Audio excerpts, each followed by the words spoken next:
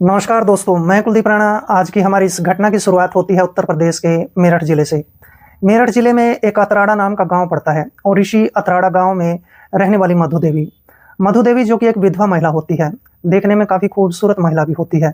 मधु के पति की 3 साल पहले लंबी बीमारी के कारण मौत हो जाती है, जिसकी वजह से घर की सारी जिम्मेदारी मधु के कंधों पर आ जाती है। मधु के पति के पास अपनी 12 एकड़ ज़मीन होती है और उस 12 एकड़ ज़मीन में मधु अब अपनी खेती किसानी का काम खुद करने लग जाती है। मधु खेती किसानी का काम करके अच्छे खासे पैसे भी कमा लिया करती थी। मधु के परिवार में इसकी 2 बेटियां होती हैं, जिनमें बड़ी बेटी का नाम साक्षी होता है और छोटी बेटी का नाम रजनी होता है। साक्षी हर रोज़ सुबह के 8 बजे के आसपास कॉलेज में चली जाया करती थी और शाम के 4 बजे के आसपास अपने घर पर आ जाया करती थी। जबकि दूसरी तरफ बेटी रजनी भी सुबह के समय अपने स्कूल में जाती थी और दोपहर के समय अपने घर पर आ जाया करती थी। दोनों बेटियां भी काफ़ी मेहनती होती हैं और मधु भी काफ़ी मेहनती होती है। मधु ने अपने पूरे परिवार की जिम्मेदारी अपने कंधों पर उठा ली थी।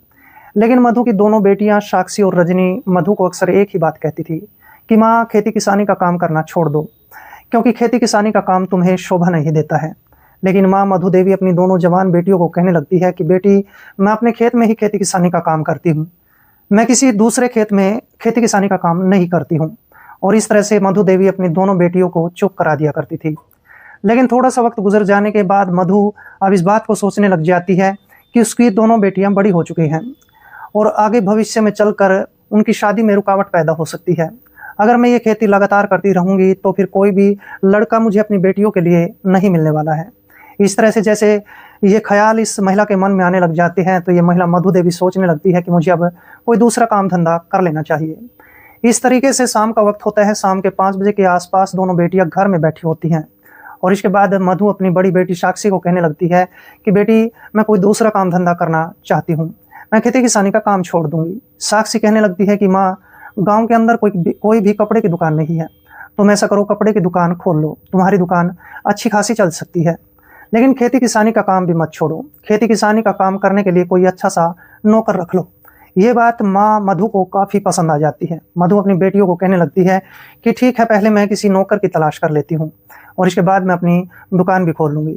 और इस तरह से जैसे ही अगला दिन यानी कि 5 दिसंबर 2025 का दिन आता है तो सुबह के करीब 8 बजे के आसपास बेटी रजनी अपने स्कूल में पढ़ाई करने चली जाती है। दूसरी तरफ जो बड़ी बेटी साक्षी होती है वो भी अपने कॉलेज में पढ़ाई करने के लिए चली जाती है। जैसे ही सुबह के करीब 10 बजे के आसपास का वक्त होता है तो मधु अपने घर में अकेली बैठी होती है। उसी समय इस गली के अंदर एक सब्जी बेचने वाला लड़का आ जाता है। वो अपनी सब्जियां बेच रहा होता है और जैसे ही मधु को ये आवाज़ सुनाई पड़ती है तो मधु भी घर से बाहर चली जाती है।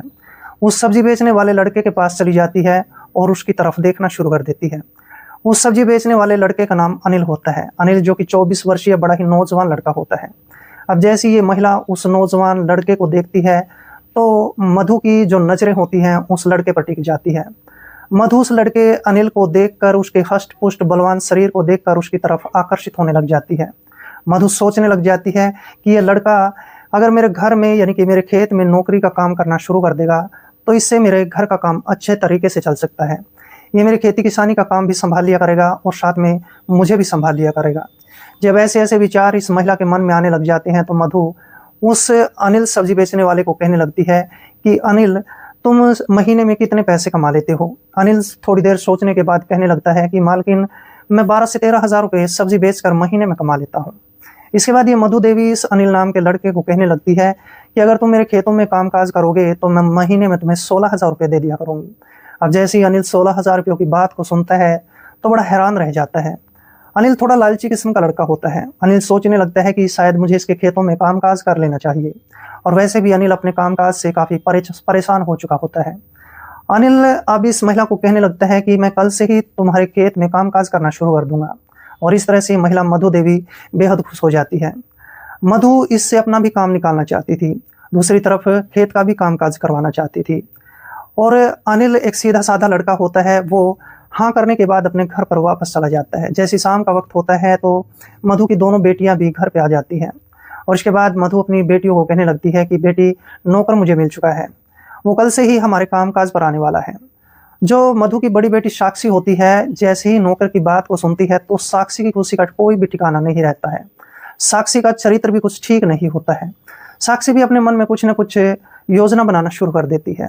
इस तरह से पूरी रात गुजर जाती है। जैसे ही अगला दिन होता है तो सुबह के करीब 8 बजे के आसपास बड़ी बेटी साक्षी अपने कॉलेज में चली जाती है, और इसके बाद जो छोटी बेटी रजनी होती है वो अपने स्कूल में पढ़ाई करने के लिए चली जाती है। और इसके बाद वो लड़का अनिल इसके यानी कि मधु के घर पर आता है। इसके बाद मधु उस लड़के को लेकर खेत में जाती है, काम काज समझा देती है, और इस तरह से वो लड़का अनिल इसके खेत में काम काज करने लग जाता है। लगभग 7 दिनों का वक्त गुजर जाता है और एक तारीख आ जाती है 12 दिसंबर 2025 का दिन। सुबह के करीब 10 बजे के आसपास का वक्त होता है। मधु की दोनों बेटियां अपने अपने पढ़ाई करने के लिए अपने स्कूल और कॉलेज में जा चुकी होती हैं। इसके बाद मधु मौका देखकर इस अनिल नौकर को कहने लगती है कि अनिल, मैं भी तुम्हारे साथ आज खेत में जाने वाली हूँ। लेकिन अनिल इसका इरादा नहीं समझ पाता है। इसके बाद थोड़ी देर का वक्त गुजरने के बाद अनिल अपने खेत में कामकाज करने के लिए चला जाता है। लेकिन 20 से 25 मिनट का वक्त गुजरने के बाद मधु भी अब खेत में पहुंच जाती है। मधु जैसे खेत में पहुंचती है तो देखती है कि अनिल नौकर खेत में कामकाज कर रहा होता है। अब ये महिला मधु इधर उधर देखना शुरू कर देती है। खेत में दूर दूर तक अनिल और इस महिला मधु के अलावा खेत में कोई भी नहीं होता है। मधु इसी बात का फायदा उठाना चाहती थी। अब थक हार कर ये मधु इस लड़के अनिल के पास चली जाती है और अनिल को कहने लगती है कि अनिल, खेत में दूर दूर तक कोई भी नहीं है और आज तुम्हें मेरे साथ वक्त गुजारना पड़ेगा। लेकिन अनिल कहने लगता है कि मालकिन, मैं अपनी पत्नी को धोखा नहीं दे सकता हूँ। इसके बाद ये मालकिन इस अनिल को कहने लगती है कि अगर मैं यहीं पर अपने कपड़े फाड़ना शुरू कर दूंगी और लोगों को चिल्ला कर यहाँ पर इकट्ठा कर लूंगी तो फिर इसके बाद तुम्हें जेल भी भुगतनी पड़ेगी और फिर तुम्हारे साथ कुछ भी हो सकता है। जैसे ये धमकी दी जाती है तो लड़का अनिल काफ़ी डर जाता है। लड़का चिंता में पड़ जाता है। लेकिन ये महिला अब समझ चुकी होती है कि अनिल इस काम को करने के लिए मजबूर हो चुका है, और इस तरह से ये महिला मधु देवी अभी अपने नौकर अनिल का हाथ पकड़कर इसको खींचकर ईख के खेत के अंदर ले जाती है।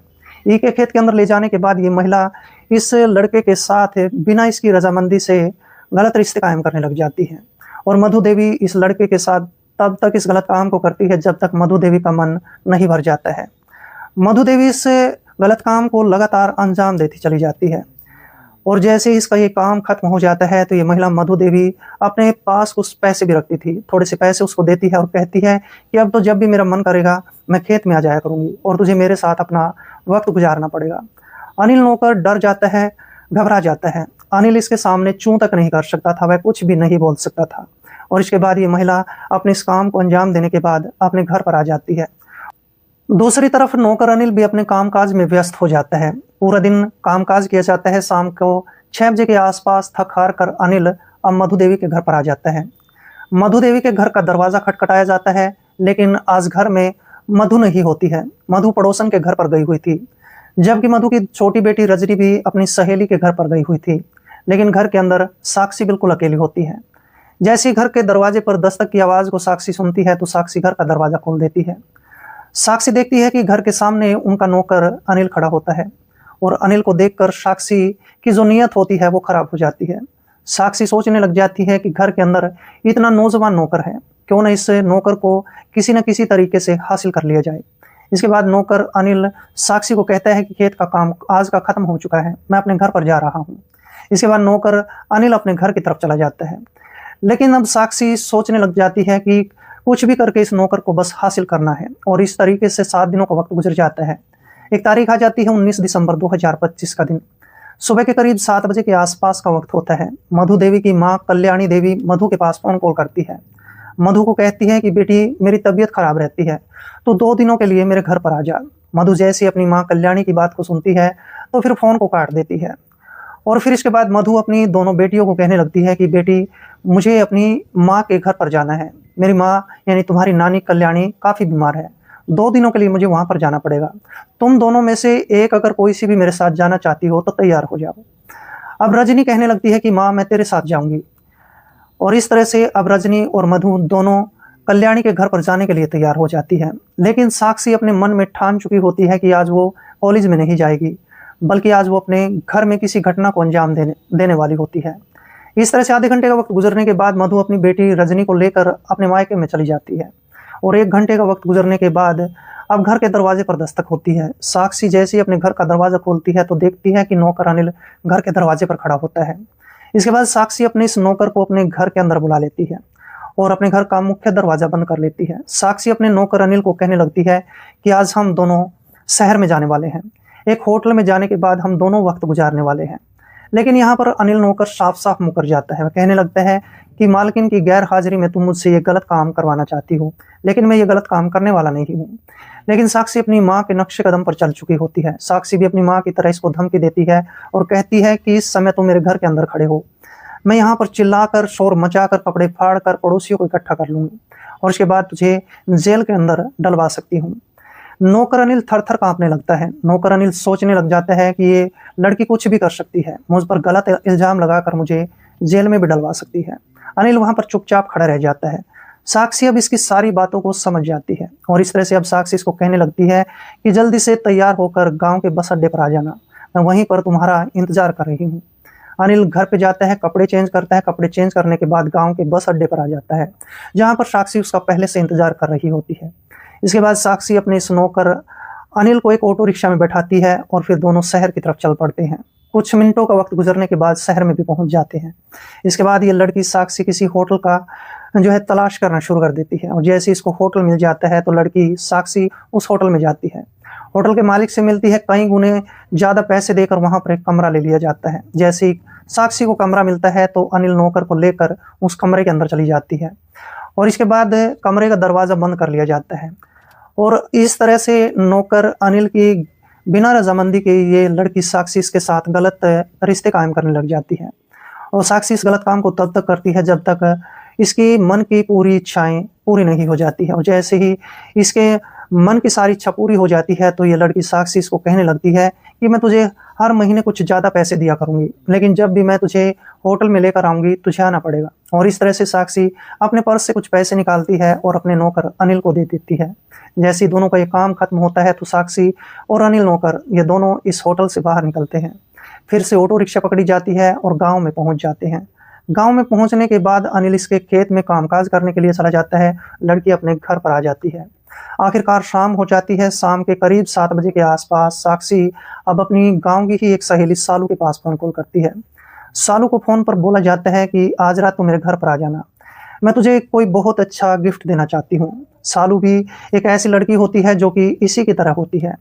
सालू उस गिफ्ट की बात को सुनकर बेहद खुश हो जाती है और फिर जैसे ही रात के करीब 8:30 बजे के आसपास का वक्त होता है तो ये लड़की साक्षी अपने नौकर अनिल के पास फोन कॉल करती है। अनिल को कहती है कि आज रात करीब 10 बजे के आसपास तुझे मेरे घर पर आना पड़ेगा, अगर तू नहीं आया तो फिर जेल में जाने के लिए तैयार हो जाना। इस तरह से इस अनिल नौकर को ब्लैकमेल कर लिया जाता है। दूसरी तरफ सालू भी घर से तैयार होकर झूठ बोलकर अब इस लड़की साक्षी के घर पर आ जाती है और फिर इसके बाद ये दोनों ही सहेलियां घर के अंदर बैठकर बातचीत करना शुरू कर देती है। बातचीत करते करते रात के करीब 10 बजे के आसपास का वक्त हो जाता है और 10:30 बजे के आसपास नौकर अनिल अपने घर से दबे पांव बाहर निकलता है और फिर साक्षी के घर के दरवाजे पर दस्तक देता है, क्योंकि अनिल जानता था कि उसका पूरा परिवार आज घर पर नहीं है। और इसके बाद जैसे घर के दरवाजे पर दस्तक दी जाती है तो इसके बाद जो साक्षी होती है घर का मुख्य दरवाजा खोल देती है और जैसे ये नौकर अनिल घर के अंदर प्रवेश करता है तो इसकी आंखें फटी की फटी रह जाती है। अनिल नौकर देखता है कि साक्षी घर में अकेली नहीं होती है बल्कि उसकी एक सहेली सालू भी होती है और इस तरह से ये लड़की साक्षी अपने घर का मुख्य दरवाजा बंद कर लेती है और फिर अपने इस नौकर को लेकर ये दोनों लड़कियां कमरे के अंदर चली जाती है और बिना नौकर की रजामंदी के इसके साथ फिर से दोनों लड़कियां गलत काम करना शुरू कर देती हैं। सालू और साक्षी इसके साथ तब तक इस गलत काम को करती हैं जब तक दोनों का मन नहीं भर जाता है और जैसे ही इन दोनों का ये काम खत्म हो जाता है तो ये दोनों सहेलियां इसको कुछ पैसे भी देती हैं और पैसे देने के बाद इस अनिल को अपने घर से बाहर निकाल देती हैं और इस तरह से फिर सालू इसके साथ पूरी रात घर में ही रहती है। जैसी सुबह होती है तो सालू अपने घर पर चली जाती है और फिर ये लड़की साक्षी अपने कॉलेज के लिए चली जाती है और इस तरीके से 2 दिनों का वक्त गुजर जाता है। मधु अपनी छोटी बेटी रजनी को लेकर अपनी मायके से अपने घर पर वापस आ जाती है। इसके बाद मधु अपने कामकाज में फिर से व्यस्त हो जाती है। लगभग 7-8 दिनों का वक्त गुजर जाता है और एक तारीख आ जाती है 26 दिसंबर 2025 का दिन। मधु की दोनों बेटियां स्कूल और कॉलेज में पढ़ाई करने के लिए जा चुकी होती है। सुबह के करीब 10 बजे के आसपास का वक्त होता है। मधु की एक पड़ोसन सुनंदा देवी इसके पास आती है और इसके बाद ये दोनों ही महिलाएं घर के अंदर बैठकर बातचीत करने लग जाती हैं। लेकिन जो ये महिला होती है मधु अपनी इस सुनंदा पड़ोसन को सारी बातें बताया करती थी, क्योंकि मधु के पेट में बात नहीं पचती थी। मधु सुनंदा को कहती है कि देखो मेरे घर में बड़ा ही हैंडसम नौकर है और ये नौकर मेरे घर के कामकाज भी करता है, लेकिन जब भी मैं इसको अकेले में बुलाती हूँ तो ये मेरे पास आ जाता है। सुनंदा अब इसकी सारी बातों को समझ जाती है। सुनंदा कहने लगती है कि तू तो जानती है कि मेरा पति विदेश में रहता है और मैं बिल्कुल घर में अकेली रहती हूँ, लेकिन मेरी सास मुझ पर बाज की तरह नजर रखती है।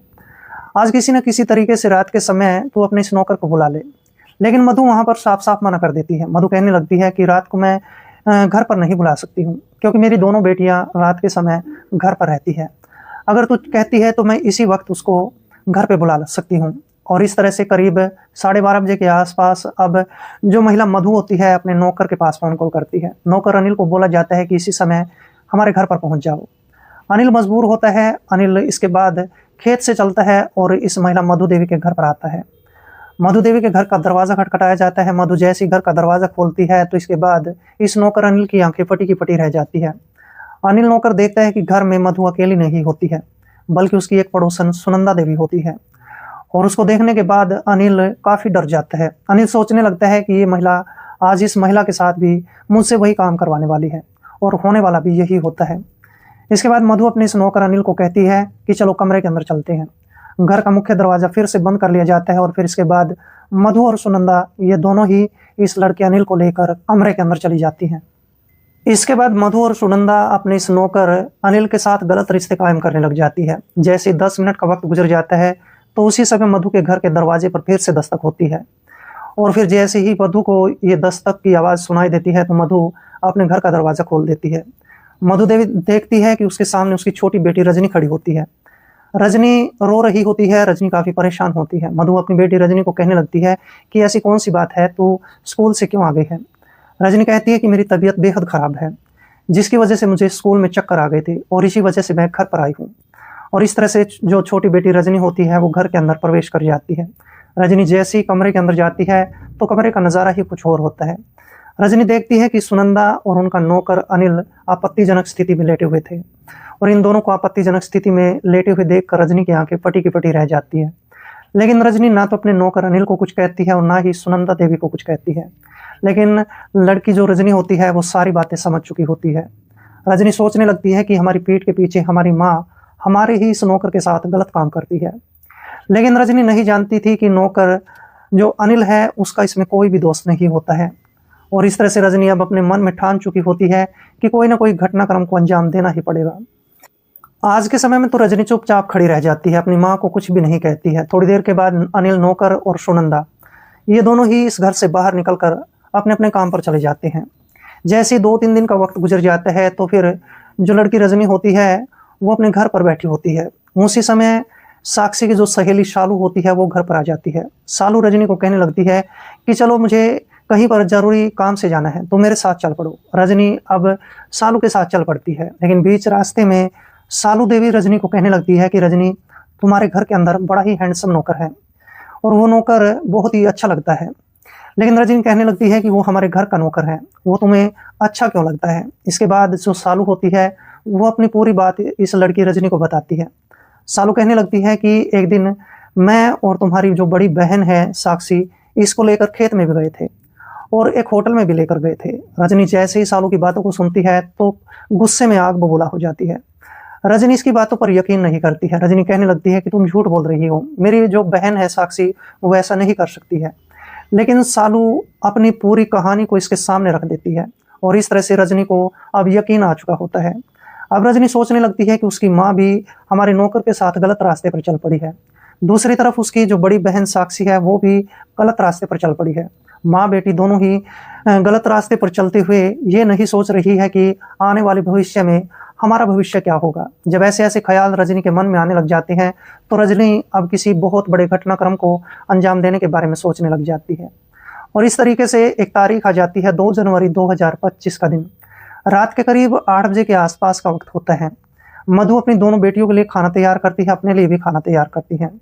मधु और उसकी दोनों बेटियां बैठकर खाना खाती हैं। खाना खाने के बाद अब जो मधु होती है वो अपने कमरे में जाकर लेट जाती है, जबकि साक्षी और साथ में साक्षी की छोटी बहन रजनी ये दोनों एक ही कमरे में लेट जाती है।